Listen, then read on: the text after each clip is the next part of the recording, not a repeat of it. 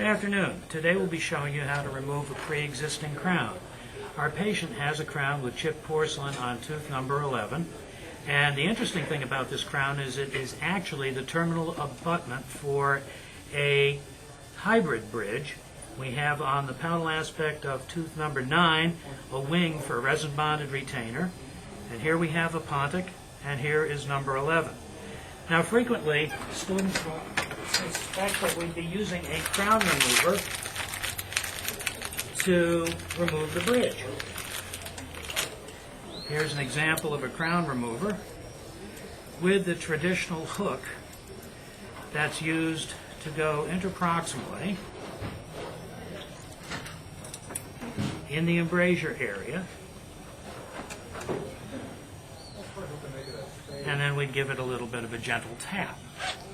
That's fine if this bridge were temporarily cemented, but that's not the way we remove anything that has been permanently cemented to the tooth, because we have just as much possibility by tapping of breaking the tooth structure that's underneath the pre-existing crown.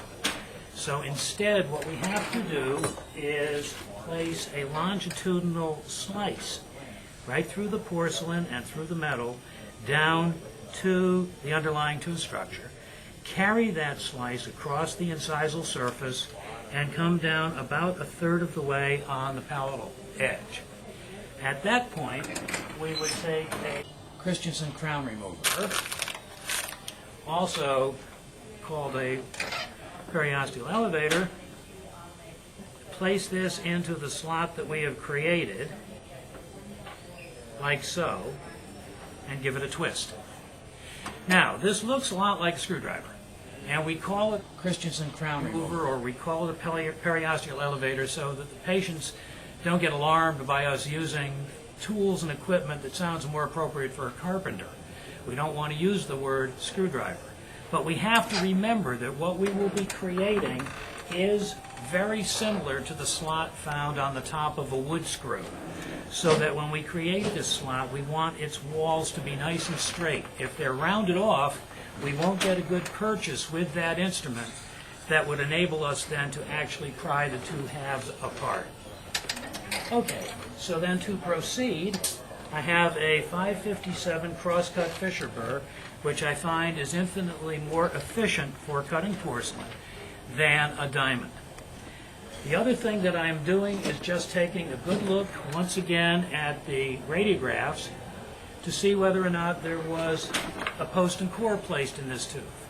If there was a post and core, it could be tricky determining the difference between metal and the post and core metal, because our goal is to cut through the porcelain, cut through the metal, and stop just at the cement line. We don't want to put an additional notch into the existing tooth structure. We don't want a notch in the dentin, and if it was a gold post and core, we don't want to put a notch in the core. Now, having confirmed the fact that there is no post and core, I'm at least assured that I'm not looking for a different color metal when I go through. Okay, now we'll begin. Now, using a reasonable amount of water spray, so we have some assistance.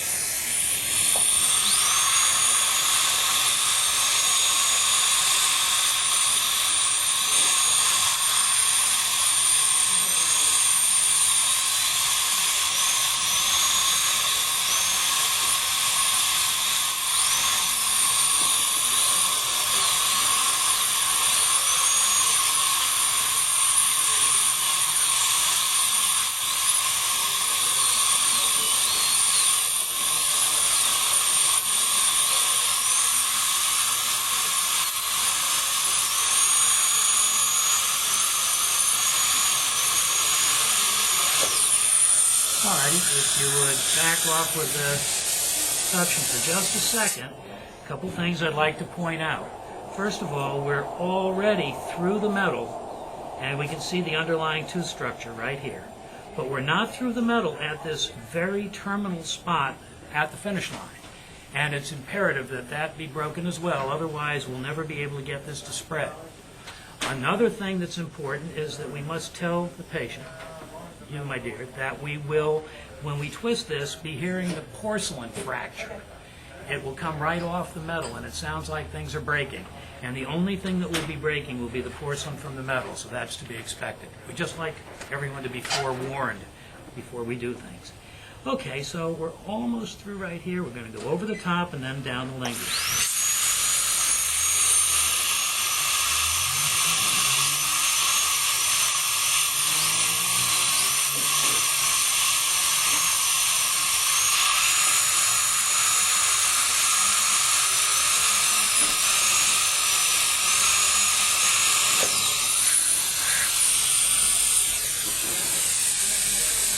You may also notice that I have tried, as I said, to keep these walls very, very straight so that they are parallel to each other and there's no rolling over of those edges, so that when the Christensen crown remover goes in, it can twist. Now, you may not be able to see what I'm doing, as I have to be able to look myself to know where it's all going, but after I've placed this cut a third of the way down the palatal surface, we'll show you the result.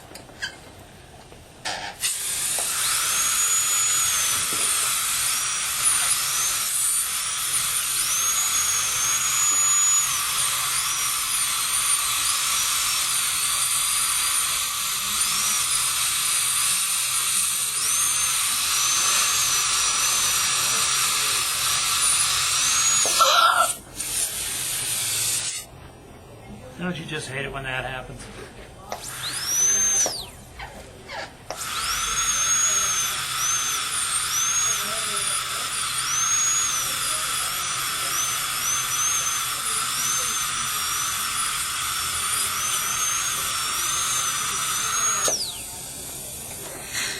We'll do it that way. Very good. Beautiful.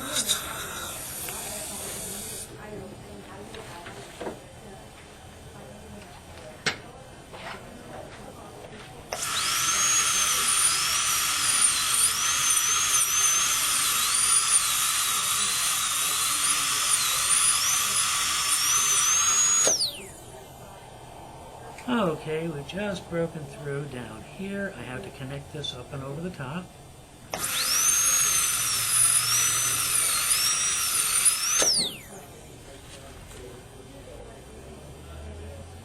And there we are. Now, let me see if I can position the mirror so that everyone can see. Hard to turn off. If this needs to be twisted in any direction, just let me know.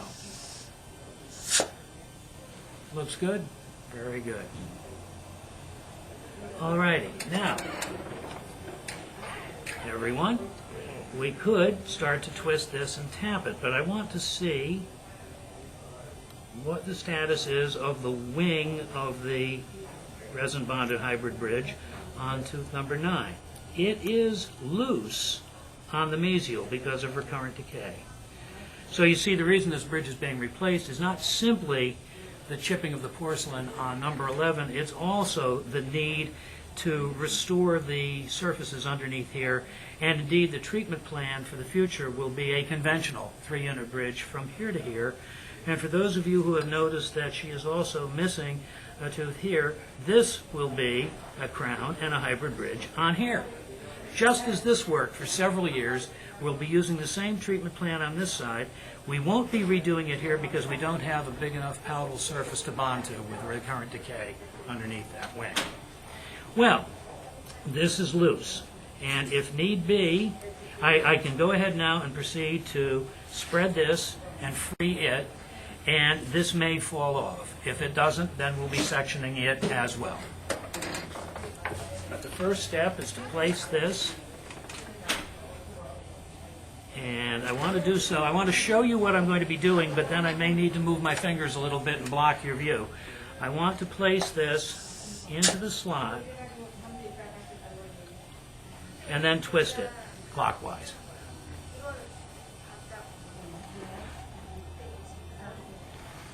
Alrighty? And I can't do it now without bracing her and bracing myself so that it doesn't slip. So forgive the obstructed view, but it's time. Turn toward me. Thank you.